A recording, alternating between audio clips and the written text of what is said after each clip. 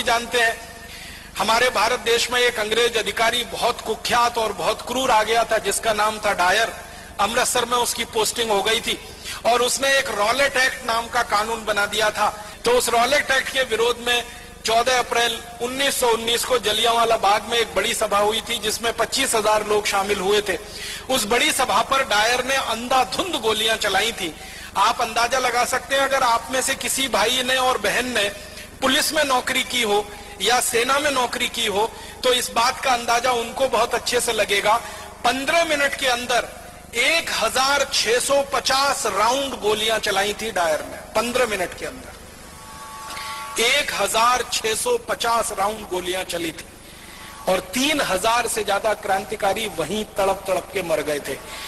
आप में से जिन लोगों ने अमृतसर देखा है, जलियांवाला बाग देखा है, आपको मालूम है जलियांवाला बाग के घुसने के लिए और निकलने के लिए एक ही दरवाजा है।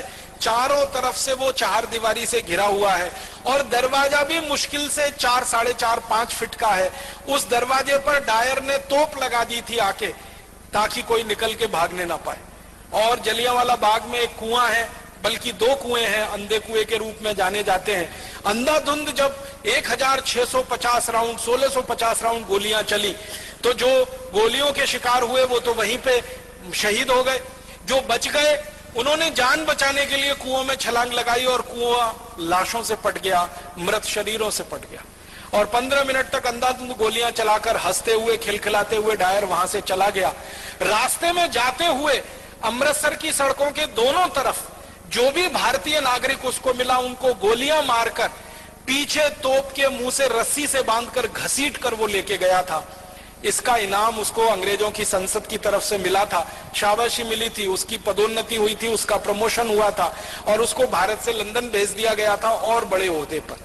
ऊधम सिंह उसी हत्याकांड के समय लोगों के बीच में शामिल थे और आप जानते हैं कि उनकी उम्र मुश्किल से उस समय 11-12 साल की हुआ करती थी।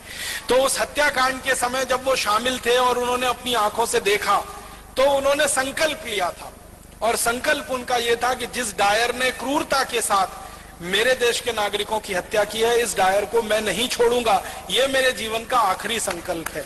और इस संकल्प को पूरा करने के लिए आपको एक बात और मालूम है शहीद आजम ऊधम सिंह की, कि घर से एकदम गरीब थे, माता पिता का साया उठ चुका था, अनाथ आश्रम में बड़े हुए थे पलकर। माता पिता साथ में नहीं थे, दोनों मर चुके थे। बड़े भाई थे, उनकी मृत्यु हो चुकी थी किसी बीमारी से। अपने परिवार में वो अकेले रह गए थे और उनके पास आर्थिक संसाधन कुछ नहीं थे। तो जब उन्होंने योजना बनाई डायर को मारने की, संकल्प पहले ले लिया और योजना बनाई, तो लंदन जाना है, लंदन जाने के लिए पैसे चाहिए, पैसे कहां से आएंगे? तो उन्होंने तय किया कि मैं किसी के सामने हाथ फैलाऊं, उससे अच्छा है मैं मेहनत मजदूरी करके पैसे कमाऊं। तो उन्होंने कारपेंटरी का काम सीखा, ये लकड़ी का काम जिसको हम कहते हैं, और लकड़ी का काम करते करते इतने पैसे जमा किए कि अमेरिका गए, फिर अमेरिका से लंदन पहुंच गए। लंदन पहुंच के फिर एक होटल में काम किया पानी पिलाने का, ताकि कुछ पैसे इकट्ठे हों और बंदूक खरीदी जा सके, पिस्तौल खरीदी जा सके। और ये सब काम करते करते शहीद आजम ऊधम सिंह को आप जानते हैं 21 साल लग गए।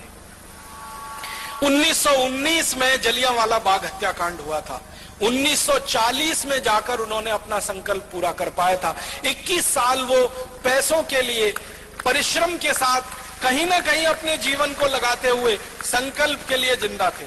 21 साल के बाद 1940 में किंगस्टन एक जगह है लंदन में, किंगस्टन पैलेस, वहां पर जब डायर का एक बड़ा कार्यक्रम हो रहा था और उसको मालाएं पहनाई जा रही थी और उसका सम्मान किया जा रहा था, उस कार्यक्रम में ऊधम सिंह पहुंचे थे और अपनी जेब से रिवॉल्वर निकालकर तड़ातड़ 3 गोलियां मारी थी। और 3 गोलियां मारकर एक ही वाक्य कहा था कि आज मैंने 21 साल पहले का मेरा संकल्प पूरा किया है और मैं अब इसके बाद 1 मिनट जिंदा नहीं रहना चाहता, 1 मिनट भी जिंदा नहीं रहना है, अब मेरे दिल की इच्छा पूरी हुई है। तो रिवॉल्वर को अंग्रेज अधिकारी के सामने जब उन्होंने सौंपा तो अंग्रेज अधिकारी के हाथ कांप रहे थे, उसको ये लगता था कि ये मुझे भी नहीं मार देगा। तो ऊधम सिंह ने कहा घबराओ मत, मेरी तुमसे कोई दुश्मनी नहीं है, मेरी तो डायर से दुश्मनी थी जिसने मेरे देश के 3000 लोगों को मारा।